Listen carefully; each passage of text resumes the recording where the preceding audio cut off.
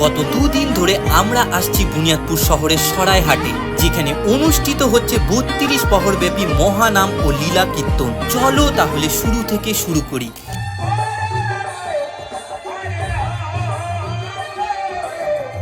এই আয়োজন শুধু একটা ধর্মীয় অনুষ্ঠান না, এটা যেন ভালোবাসা, ভক্তি আর একতার এক সুন্দর মিলন মেলা। সরাইহাট গ্রামবাসীরা যেভাবে নিজেদের ভালোবাসা আর পরিশ্রম দিয়ে এই আয়োজনকে সাজিয়ে তুলেছেন তা সত্যি হৃদয় ছুঁয়ে যাওয়ার মতো।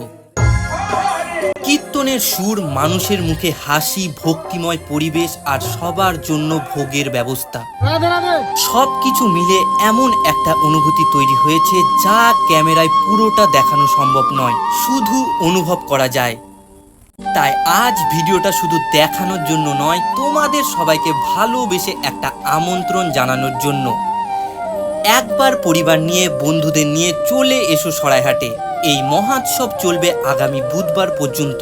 কয়েকটা মুহূর্ত একসাথে থাকি আর আমাদের এই সুন্দর বুনিয়াদপুরের ভালোবাসাকে আরো বড় করে তুলি।